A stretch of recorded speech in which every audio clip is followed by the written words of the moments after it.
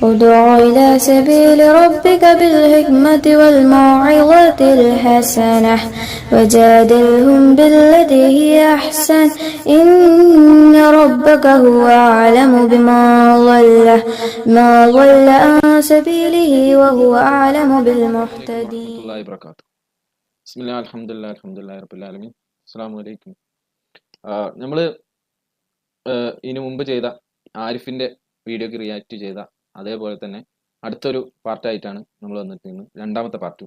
അപ്പോൾ ആരിഫ് പറയുന്ന ചില കാര്യങ്ങൾക്ക് നമ്മൾ അന്ന് മറുപടി പറഞ്ഞിട്ടുണ്ടെങ്കിൽ പോലും ഇതിനു മുമ്പ് ഉള്ള പാർട്ട് കേൾക്കാത്ത ആളുകൾ ആ പാർട്ട് ഒന്ന് കേട്ട് കഴിഞ്ഞാൽ കാര്യം ഒന്നുകൂടി വ്യക്തമാവും. അതേപോലെ തന്നെ നമ്മൾ സംസാരിച്ച മുഴുവൻ റെക്കോർഡും നമ്മൾ അപ്ലോഡ് ചെയ്തിട്ടുണ്ട്, അതും ഇപ്പോൾ ഓടിക്കൊണ്ടിരിക്കുന്നുണ്ട്. അപ്പോൾ എന്തായാലും ഇൻഷാ അല്ലാഹ് നമുക്ക് ഇതിന് ശേഷം വേറൊരു പാർട്ടും ചെയ്യുന്നുണ്ട്. അതിനുശേഷം നമ്മൾ ഈ വിഷയമായിട്ട് ബന്ധപ്പെട്ട് വേറെ പാർട്ടുകളൊക്കെ ചെയ്യുന്നുണ്ട്. എന്തായാലും നമുക്ക് ഈ പാർട്ടിൽ നമുക്ക് കേൾക്കാനുള്ള വീഡിയോ ഒന്ന് കേട്ടിട്ട് അതിനുള്ള മറുപടിയിലേക്ക് കടക്കാം. അപ്പോൾ എന്താണ് ഇയാൾ പറയുന്നതെന്ന് കേൾക്കാം. ഇതാണ് അതിന്റെ ഈ ആയത്ത് തന്നെയാണ് പണ്ഡിതന്മാര് ഇപ്പൊ ഒരാൾ ഇത് കഴിഞ്ഞിട്ട് ഒരു വാക്യം പറയുന്നില്ലേ, ആരെങ്കിലും ഒരു ജീവൻ രക്ഷിച്ചു കഴിഞ്ഞാൽ നിങ്ങൾ ശേഷമുള്ളത് പോലെ അതിന് മുന്നേ നിങ്ങൾ അറിയിക്കും. എന്നിട്ട് ശേഷം എന്ത് സന്ദർഭത്തിലാണ് ആ ആയത്ത് പറഞ്ഞിരിക്കുന്നത് ആദ്യം പഠിക്കാൻ. ആ ആയത്ത് പറഞ്ഞിരിക്കുന്നത് അവിടെ അത് മറ്റൊരു, അതായത് തോറയിൽ പറഞ്ഞിരിക്കുന്ന ഒരു സംഗതിയെ കുറിച്ച് സംസാരിക്കുകയാണ് അവിടെ. ഓക്കെ, ഇസ്രായേൽ സന്തതികൾക്ക് അത് എന്തിന്റെ സന്ദർഭത്തിലാണ് പറഞ്ഞു കൊടുക്കുന്നത്? ഇസ്രായേൽ സന്തതികളോട് പറഞ്ഞു കൊടുത്ത ഉപദേശം അത് ഏത് സന്ദർഭത്തിലുള്ള ഉപദേശമാണ്? അത് എല്ലാ മനുഷ്യർക്കുള്ള ഉപദേശമാണ്. കേൾക്കുക, ഞാൻ പറഞ്ഞുതരാം. ഷമീർ അത് അറിയാത്തതുകൊണ്ടാണ്. അതെങ്ങനെ എനിക്കറിയാത്തത്? എല്ലാ മനുഷ്യർക്കുള്ള ഒരു ഉപദേശം തന്നെയാണ് അത്. ഷമീർ കേൾക്കൂ. ഷമീറോട് ഞാൻ ആദ്യം ചോദിച്ചു സന്ദർഭം അറിയുന്നു. ഷമീർ അറിയില്ല എന്ന് പറഞ്ഞു. ഞാനിപ്പോ സന്ദർഭം പറഞ്ഞുതരാം. ഷമീർ അത് കേൾക്കുക. അതിന് സബബില്ല, നിങ്ങൾ കേൾക്കുക. ഓക്കെ, അതായത് അവിടെ ഒരാളെ കൊല്ലുന്നതിന് വേണ്ടി പ്രേരിപ്പിക്കാൻ വേണ്ടിയിട്ട് ഉദാഹരണമായിട്ട് തോറയിലെ സന്ദർഭം എടുത്ത് പ്രയോഗിക്കുകയാണ് ചെയ്യുന്നത്. അവരെ കൊല്ലാൻ വേണ്ടിയുള്ള പ്രേരണയാണ് കൊടുക്കുന്നത്. അതായത് നിങ്ങൾ ഒരാളെ കൊന്നാൽ ഒരു സമുദായത്തെ മുഴുവൻ കൊന്നതിന് തുല്യമെന്നും ഒരാളെ രക്ഷിച്ചാൽ ഒരു സമുദായത്തെ മുഴുവൻ രക്ഷിച്ചതിന് തുല്യമെന്നും പറഞ്ഞു കൊടുത്തുകൊണ്ട് ഒരാളെ കൊല്ലാനുള്ള പ്രേരണയാണ് അവിടെ പഠിത്തം കൊടുക്കുന്നത്. അതെങ്ങനെ സന്ദർഭത്തിൽ നിന്ന് ഇതേപോലെ അടർത്തിയിട്ട് ഇങ്ങനെ സ്വന്തം കാര്യത്തിന് വേണ്ടി വളർത്തിട്ട് കുറച്ചൊക്കെ ഒരു ഉടുപ്പ് വേണ്ടേ? ഇത്രക്ക് പച്ചക്ക് മാറ്റി പറയാം. ഓക്കെ, ഇത് വളരെ അപഹാസ്യമായിട്ട് എനിക്ക് തോന്നിയത്. കാരണം അവിടെ കൃത്യമായിട്ട് പറഞ്ഞ, അതായത് സൂറത്ത് മാഇദയിലെ 32-ാമത്തെ വചനം, നമ്മളെ വിഷയം അതല്ലായിരുന്നു. എന്നാൽ പോലും ആ വിഷയത്തിൽ അവിടെ തൊട്ടടുത്തുള്ള ആയത്ത് എന്താണ് എന്ന് നോക്കാൻ വേണ്ടി പറഞ്ഞപ്പോൾ അയാൾ തൊട്ടടുത്തിലേക്ക് പോവല്ലേ എന്ന് പറഞ്ഞിട്ടാണ് അയാൾ തന്നെ ആ ആയത്തിന്റെ ഒന്നും അറിയാതെ ആ വിഷയം കൈകാര്യം ചെയ്യുന്നത്. അത് ഇയാളും ഈ പറഞ്ഞ ജാമിദ, അതേപോലെ ഈ പറഞ്ഞ രവിചന്ദ്രൻ, ഇവരൊക്കെ ഒരു സ്കൂളിലാണ് പഠിച്ചതെന്നുള്ളത് മനസ്സിലാക്കാൻ ഈ ഒരു തെളിവ് തന്നെ ധാരാളം തന്നെയാണ്. കാരണം ജാമിദയും ഇതേപോലെ തന്നെയാണ് പറയാറുള്ളതെന്നാണ് ഞാൻ മനസ്സിലാക്കിയിട്ടുള്ളത്. അപ്പം ഈ വിഷയത്തിൽ നമ്മൾ കൃത്യമായിട്ട് തന്നെ ഈ ആയത്ത് മാത്രം വായിച്ചാൽ മതി.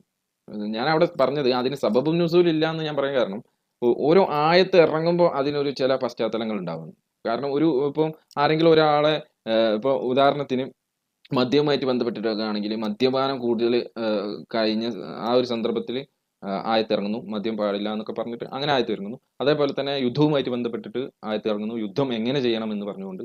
അതേപോലെ തന്നെ ഈ പറഞ്ഞ ആയത്ത് ആളുകളെ കൊല്ലരുത് എന്നുള്ള ആയത്താണിത്.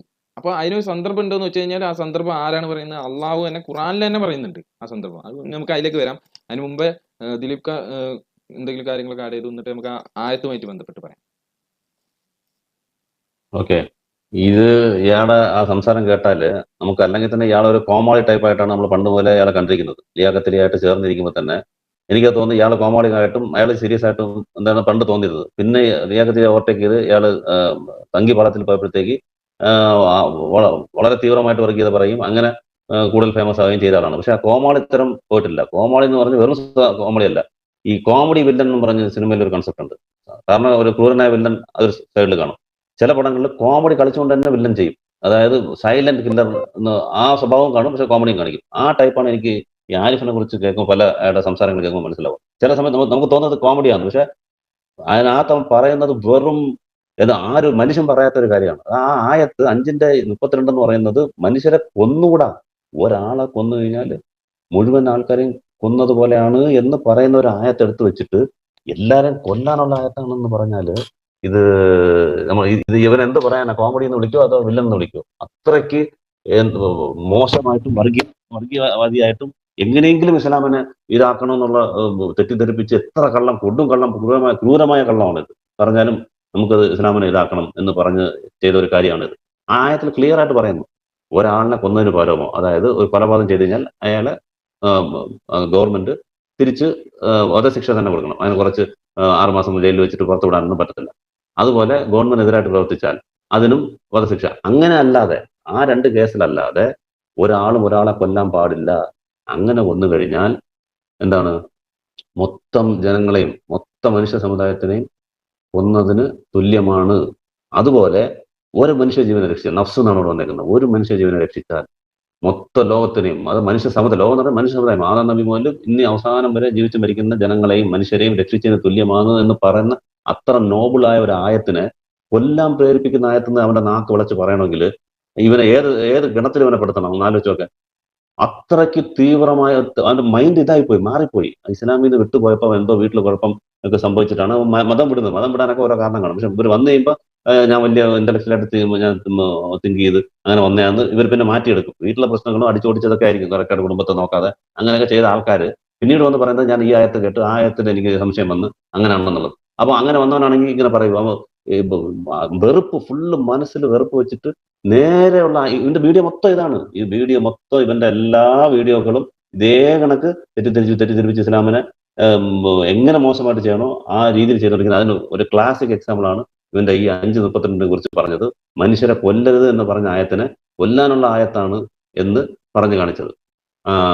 അതുപോലെ ഇതിനകത്ത് പറഞ്ഞ സമീർ പറഞ്ഞ ജാമിദ ടീച്ചർ പറയാറുണ്ട്, ജാമിദ ടീച്ചറും പറയാറുണ്ട്, ഇയാളും പറയുന്നുണ്ട് അതിനകത്ത്. ഇത് യഹൂദ സന്ദർഭം നോക്കണം.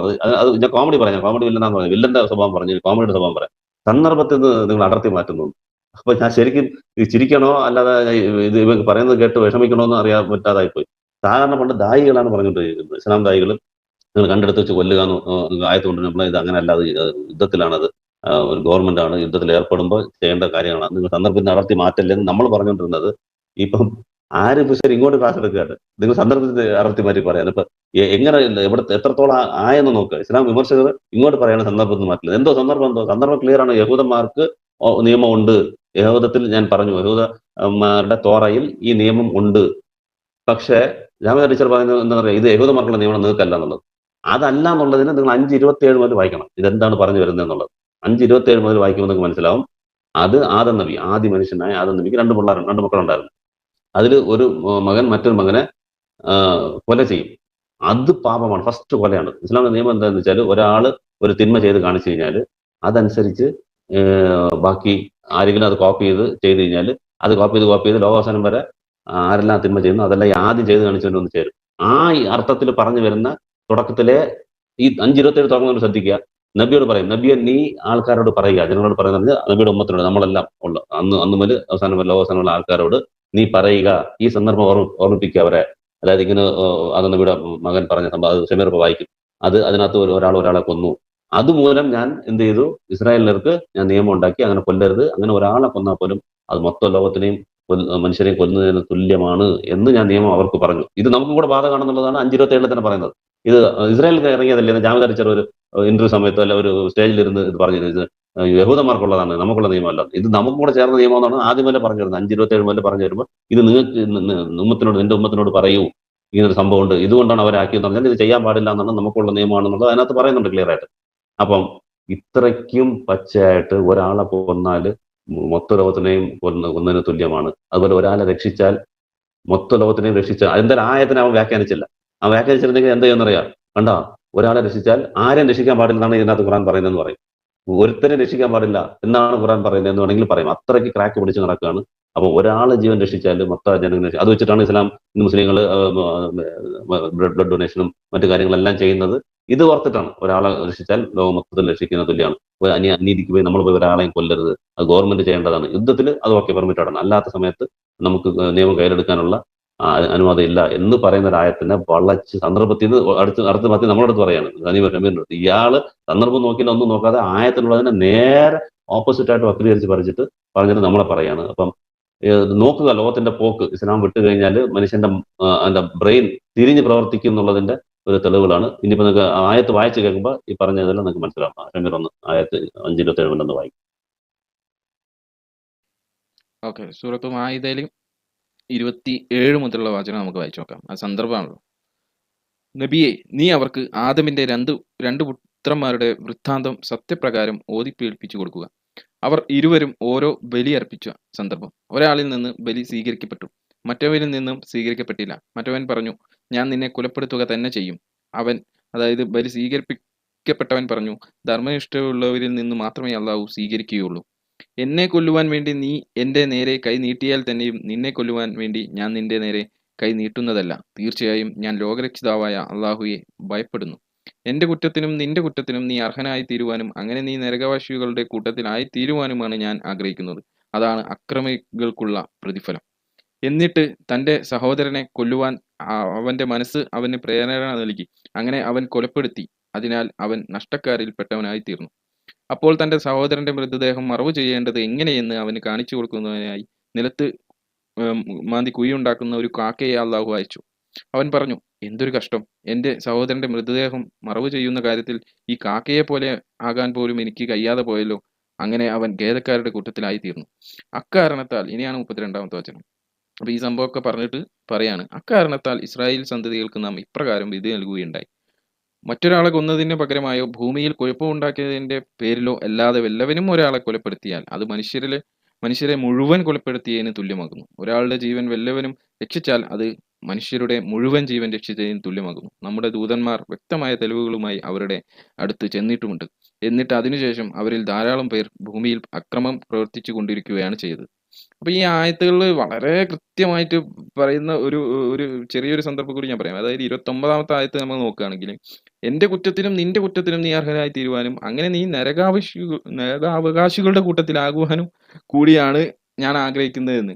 അപ്പൊ ഈ കൊല ചെയ്യണം എന്ന് പ്രേരണ നൽകുകയാണെങ്കിൽ നരകാവകാശികളുടെ കൂട്ടത്തിൽ ആവുക എന്നുള്ളത് പറഞ്ഞു കഴിഞ്ഞാല് കൊല ചെയ്തു കഴിഞ്ഞ ആളോടാണ് പറയുന്നത്. ഇത് നീ എന്നെ കൊന്നാല് നീ നരകത്തിലാകും എന്നാണ് അവിടെ പറയുന്നത്.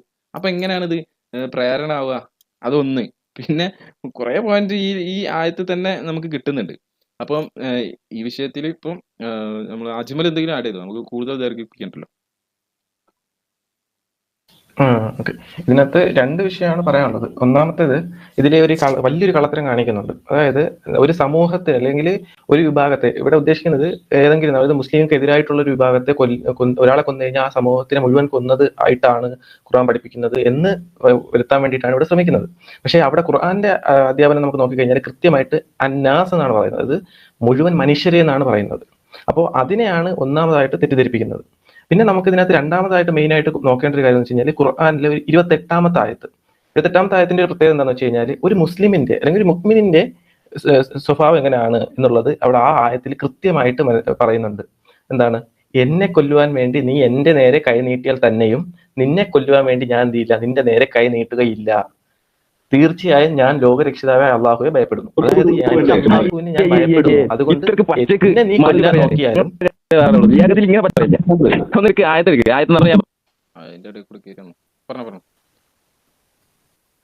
അതായത് ഇവിടെ പറയുന്നത് എന്താണ്? നീ എന്നെ കൊല്ലാൻ നോക്കിയാലും ഞാൻ നിന്നെ കൊല്ലാൻ നോക്കില്ല. കാരണം എന്താ? ഞാൻ അള്ളാഹുവിനെ ഭയപ്പെടുന്നു.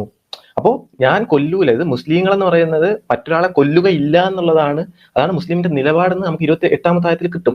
അതിനുശേഷമാണ് അതിൽ ഒരാളെ കൊന്നു കഴിഞ്ഞാൽ മുഴുവൻ മനുഷ്യരെയും കൊന്ന പോലെയാണെന്ന് പഠിപ്പിക്കുന്നതും ചെയ്യുന്നത്.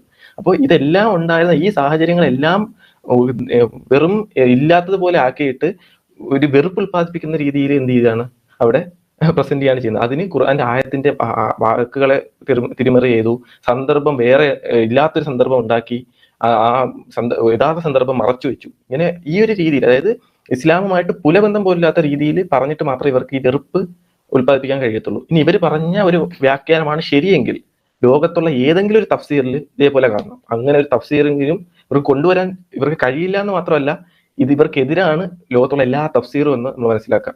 അതാണ് എനിക്ക് ഇതിനകത്ത് പറയാനുള്ളത്.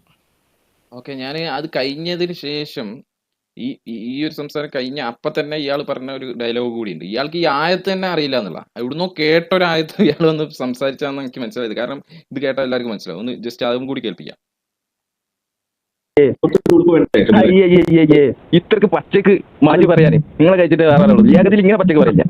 ഒന്നെനിക്ക് ആയത്ത് നമ്പർ ഞാൻ പറഞ്ഞിട്ടാണെങ്കിൽ എന്താ പറയാ? ആയത്ത് നമ്പർ എത്ര? നിങ്ങൾ പറയും. നിങ്ങളിപ്പോ പറഞ്ഞോളൂ ആയത്ത് നമ്പർ എത്രയാണ് അതിന്റെ? ഞാൻ പറഞ്ഞത് നിങ്ങളിപ്പോ പറയാ എങ്ങനെയാ പറയാ? അത് ആദ്യം നിങ്ങൾ ഉറപ്പിച്ച് പറയാൻ കഴിയാ? അതാ പറഞ്ഞത്. അപ്പൊ നിങ്ങൾ പറഞ്ഞത് അത് അങ്ങനെ എല്ലാം എന്നൊക്കെ പറഞ്ഞിട്ടാണ് നിങ്ങൾ പറഞ്ഞത്. ഞാൻ പറഞ്ഞത് ആ നമ്പർ ഞാൻ വേണ്ട, എനിക്ക് ഉളുപ്പ് കാണുന്ന ഞാൻ കേട്ടോ ആയത്ത് ഏതാന്ന് വെച്ചിട്ട് വരെ അറിയില്ല. ആദ്യത്തെ നമ്പർ വെച്ചിട്ട് അറിയില്ല. നമ്മള് അതല്ല അത് ഉളുപ്പ് ആരാടാ ചോദിച്ചത്? ഉളുപ്പ് വേണോ നമ്മൾ അങ്ങോട്ട് ചോദിക്കേണ്ടത്? നമ്മളെ ചോദിക്കുന്നത് ഉളുപ്പ് വേണ്ടെന്ന് എല്ലാം എന്നിട്ട് മാറ്റി മറിച്ച്. ഈ ആയത്ത് പോലും അറിയാത്തവനാണ് അതിന്റെ സന്ദർഭം പറയണേ. എത്രത്തോളം ഉണ്ട് നിങ്ങൾ ആലോചിച്ച് നോക്കിയ. ആയത്ത് വെച്ചിട്ട് അതറിയില്ല, നമ്മൾ എക്സ് മുസ്ലിമാണ്. എന്നാ പിന്നെ നമ്മൾ പറയുന്നല്ലേ കേൾക്കേണ്ടി. ഇവനെ ഒന്നും അറിയില്ലെങ്കിൽ നമ്മൾ പറയുന്നല്ലേ കേൾക്കേണ്ടി. അപ്പൊ എന്താ ചെയ്യാ, ഈ ചാതിയാണ് കോലം. പറയ്, വേറെ എന്തെങ്കിലും ആഡ് ചെയ്യണ്ടോ നമുക്ക് ഈ വിഷയത്തിൽ? അല്ലെങ്കിൽ ഇല്ല ഷോർട്ട് വീഡിയോ ഷോർട്ട്. ഓക്കെ, ഇത്രേ ഉള്ളൂ. അപ്പൊ ഇതാണ് ഈ വിഷയത്തിൽ നമുക്ക് പറയാനുള്ളത്. പോലെയുള്ള എമുക്കളായിട്ടുള്ള ആളുകൾ നാട്ടിൽ കുഴപ്പം ഉണ്ടാക്കുക എന്നുള്ളതാണ് ഇവരെ കൊണ്ടുള്ള കുഴപ്പം. പറഞ്ഞാൽ ഈ പറഞ്ഞ മേലൊട്ടിട്ടുള്ള കുഴപ്പങ്ങളല്ല. ഇവർ ഈ ഫിത്തിന, സംസാരത്തിലൂടെ ഫിത്തിന ഉണ്ടാക്കുക എന്നുള്ളതാണ് ഇവർ ചെയ്തുകൊണ്ടിരിക്കുന്നത്. എന്തായാലും നമ്മൾ ഈ വിഷയങ്ങളിലൊക്കെ കൈകാര്യം ചെയ്യുന്നതാണ്. ഇൻഷാ അല്ലാഹ് നമ്മൾ ഈ വിഷയവുമായിട്ട് ബന്ധപ്പെട്ട ഒരുപാട് ചർച്ചകൾ ഇതേ ചാനലിൽ തന്നെ ചെയ്തിട്ടുണ്ട്. അപ്പം എല്ലാവർക്കും അത് കേൾക്കാം. എന്തായാലും നമുക്ക് ഈ വീഡിയോ ഇവിടെ അവസാനിപ്പിക്കാം. ഇൻഷാ അല്ലാഹ് വീണ്ടും അടുത്ത പാർട്ടിലേക്ക് നമുക്ക് വേറെ ഒരു ദിവസം ഇൻഷാ അല്ലാഹ് പങ്കെടുക്കാം.